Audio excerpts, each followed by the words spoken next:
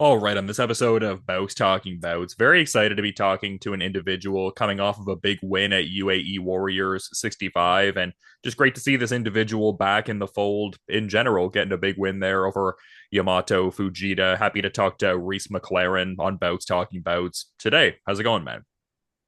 G'day. It's great to be here, man. Yeah, and it seemed like such a, great victory and everything like that. And I did want to get into the specifics of it, but I would just think that, being back competing would be, exhilarating, just good to get that traction rolling again and stuff like that. So how did that feel returning after this lengthier hiatus and all?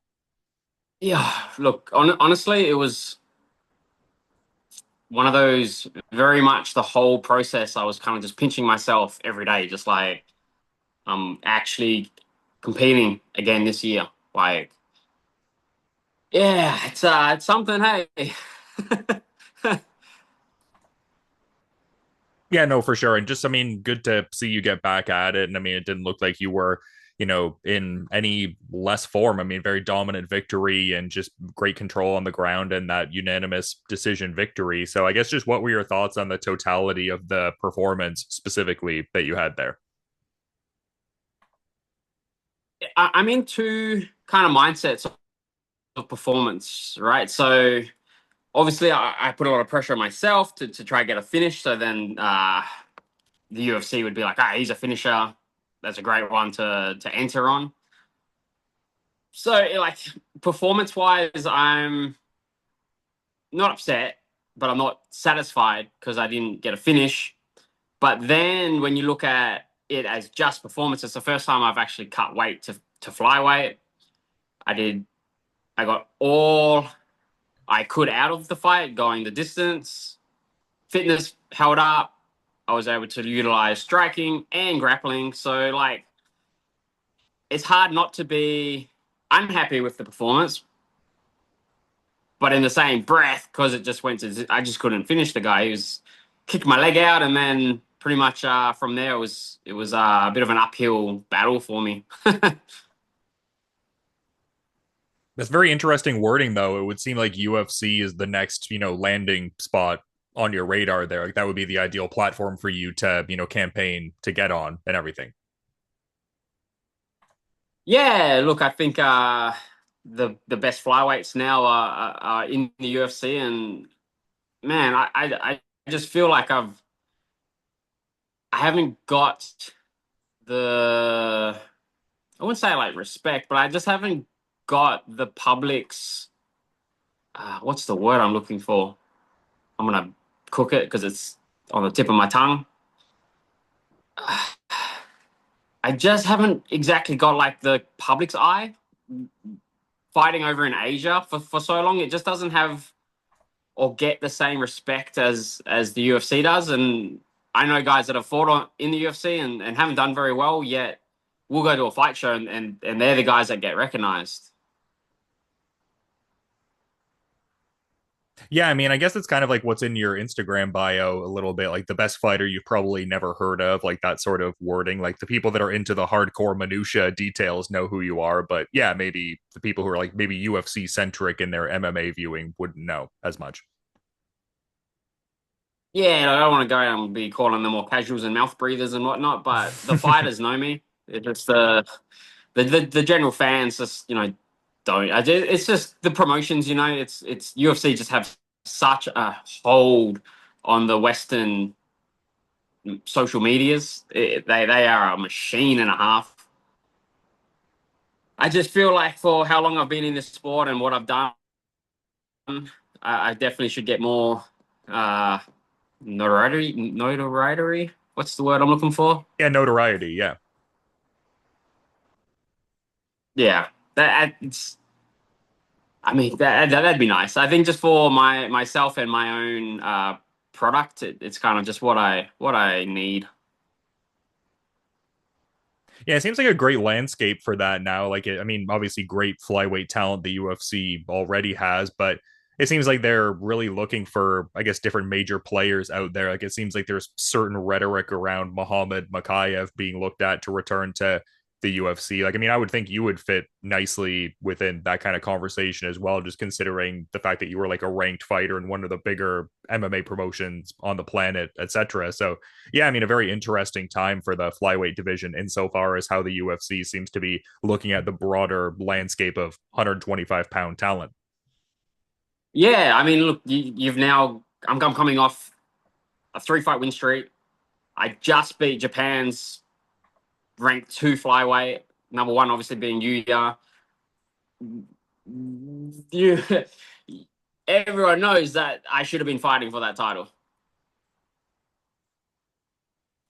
Coming off the victory over Jared Brooks, who champion at the time, that should have lined me up for Marias.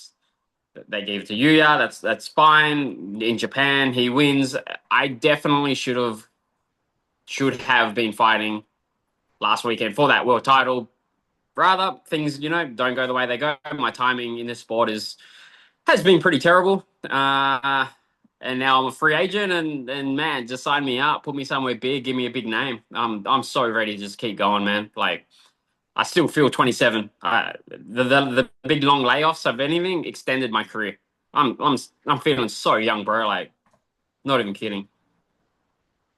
And it sounds like you have a good attitude about it because I do agree it was curious that you weren't, more factored into that picture considering what you had done in the one circle and, had fought Yuya Wakamatsu before, who, I mean, like you outlined, now is the champion. But it seems like you're kind of like looking onward and upward, bigger and better things, like that sort of mindset. Oh yeah, absolutely. Forever the optimist, cup half full. I just try and embody this like Australian, just happy-go-lucky, blue-collar hard worker. No white picket fence over here, man. We've always worked hard. I think I've had a job since I was like 13. Self-funded most of my career. You know what I mean? It's just this is what it is over here. We just can't live off fight purses when they come every blue moon. So just give me some bloody fights, bro. And I guess to that point, was this deal with UAE Warriors like a single fight contract, or like what's the present situation in that kind of vein, I guess? Yeah, no, we were lucky enough that they yeah, just a single fight, 1 fight contract, fly in, fly out, put on a show, and yeah, really pressed for this UFC contract. It's something I could say. Who else has fought for the two biggest organizations in the world? That'd be amazing. Very fulfilling, self fulfilling, if you will. Mm-hmm. Ah, just want to fight. I just want to compete against the best. And you were talking about That's how the why I'm lot. here. Oh, sorry, there was just a bit of a delay there. It just seemed like when you were talking about the, fight you had just there, like it was the first, I guess, natural flyweight cut, like at least insofar as hitting that 125 mark. And it seems like from how you're navigating your path going forward, it was a pretty casual weight cut, like insofar as you see your long-term future as a flyweight in the UFC and all. Yeah, look, that was I think one of the biggest. I had 2 fights. First fight was with Scales. Never cut to 57. That's the first time I've probably been under 60 kilos since 15 years. You know what I mean? It's a funny one. I think I should have always been. I mean, if I could, I'd be cutting to that weight my whole career. I haven't put my body under that stress, so I think, yeah, we did it easy enough, and I didn't have to hold on to a piss for 6 hours. It was brilliant. It was so good. Yeah, no, we love to see that for sure. And everything like that. But yeah, no, it seems like exciting times for you, man. And I mean, especially so considering there was that period where you were, trying to just, it seemed like you were just more so wanting to get a certain rate of activity going. Like it didn't seem like so much you were like adamantly against, one per se, but just like, hey, let me get out there and fight and get things moving. So, yeah, I mean, I don't know how much you're able to divulge of that situation per se, and I don't know how much I'm even digging, but just to say, I feel like that would be like a pretty great thing just to get out of the confines of something like that when all you seem to really want to do is just compete. Yeah, I just think we all got stuck in they were building their Muay Thai and just no one was really notified of it. I think that's where it all kind of went pear shaped. and then the more we weren't kind of notified that would be sitting out for prolonged times, it was financially. I mean, it was terrible because I was just sitting, training, and then there was no income. If we were given heads up, then I would have gone back and jumped on the tools earlier.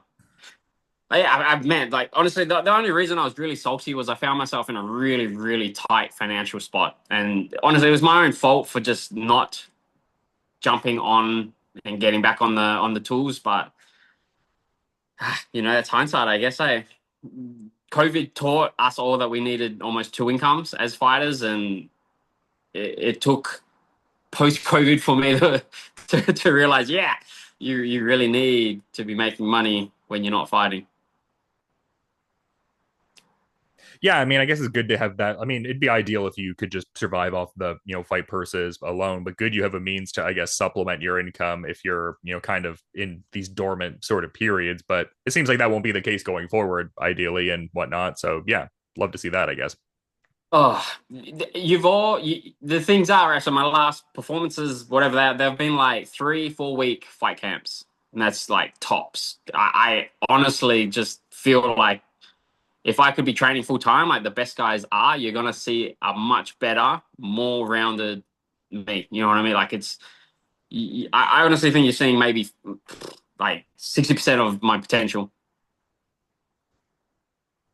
I mean, it's pretty incredible. I mean, especially considering the, I guess, wealth of experience you have. Like, I saw how you had quit your job around a decade ago, or over a decade ago, rather, to train with Team Alpha Male, and obviously the history with John Wayne Parr, and the great wrestling base that you seem to have developed. Like, I saw you had that post after the last fight talking about how sometimes people give Australians stick about how they can't wrestle, but you're like, I've been winning with wrestling for over a decade. So yeah, great, well-rounded skill set for sure. You got to be showing that off more often.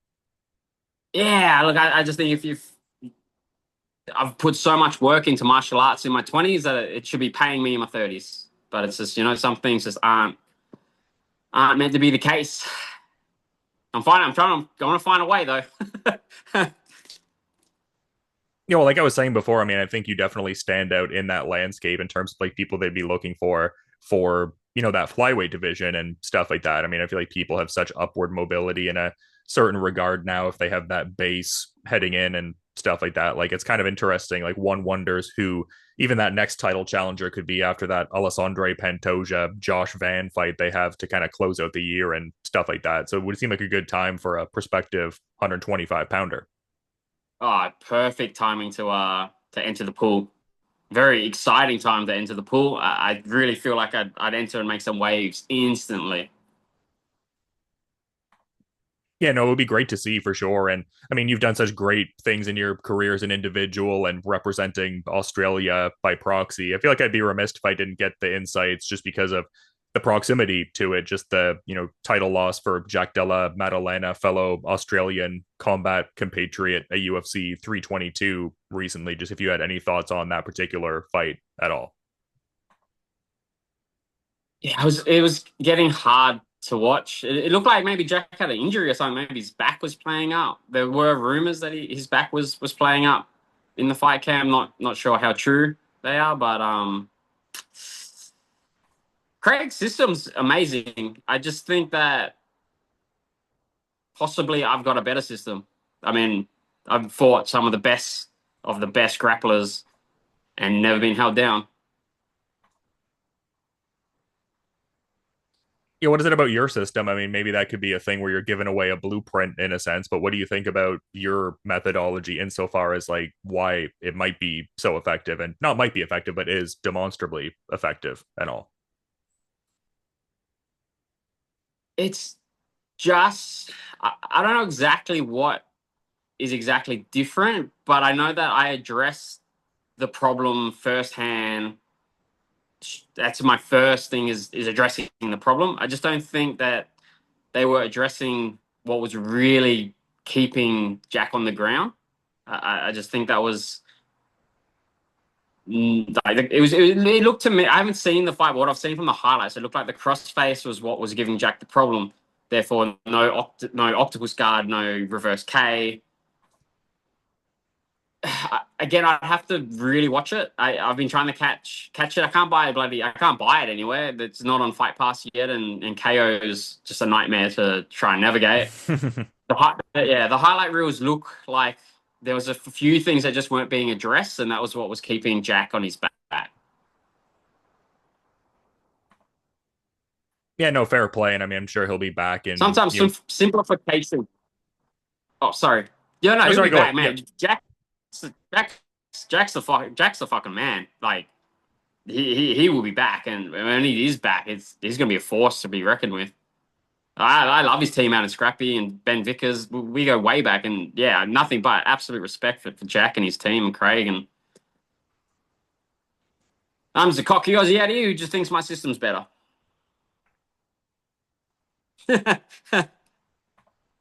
No, but just I love to always see those pieces. Like I feel like, I mean, I guess you could really apply it to any, country and stuff like that. But I feel like I've been getting in a few Australian interviews lately. Like I was interviewing Sarah Collins the other night, who's readying to fight Chris Cyborg for that PFL featherweight title towards the end of next month, or I guess the middle part of next month. So yeah, just I imagine it's always great to see, Australians doing great things in combat sports as you continue to author new chapters in your own story and all.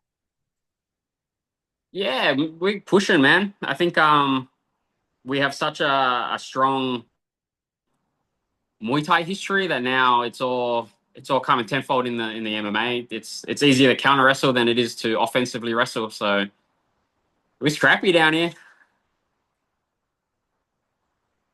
Yeah, no doubt, man. And I guess like the last time we were talking, I guess it's been like a few years, couple of years now. Like around that time, you were doing some demolition work and stuff like that, and I thought that was cool. I feel like that'd be so satisfying blowing stuff up. You were talking about some of the work you've been doing on the side when you really can't get the fights more. So, are you still doing demolition and in that kind of space and everything?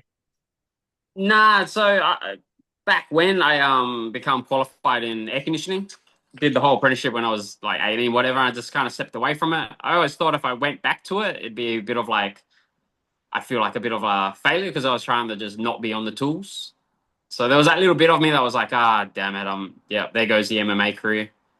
That was a bit depressing for a little bit there, but honestly, man, air conditioning is pretty enjoyable at the end of it when you're bending the copper and whatnot. I am trying to get back into like a service trade sort of position, just a little bit easier on the body, a little bit more harder on the mind. But just install work at the moment, so I'm touching on.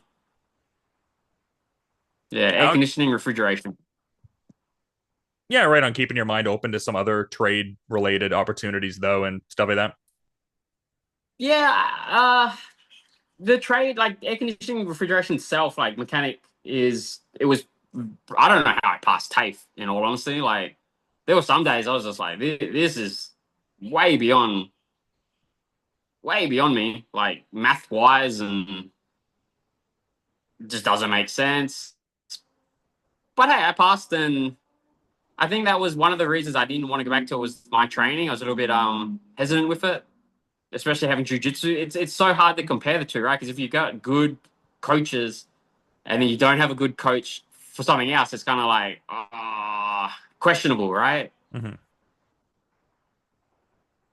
But man, it pays well. Air conditioning pays real well. Yeah, no, I love to hear that. My family was like big in the HVAC industry and stuff like that. So yeah, no, great trade to get into for sure.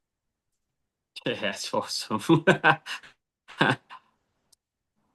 Yeah, no, we love to hear that. And we love to, see you back out there competing and stuff like that. And yeah, I mean, great victory. It would seem like the kind of victory that would get you on quite a few radars for some good opportunities in 2026. So hopefully we can set something up for whenever that next opportunity might be. But until then, Reece, want to be mindful of your time and cognizant of your schedule too. So figured I'd give you the floor if you had a final parting thought you might want to add as we're wrapping up here tonight.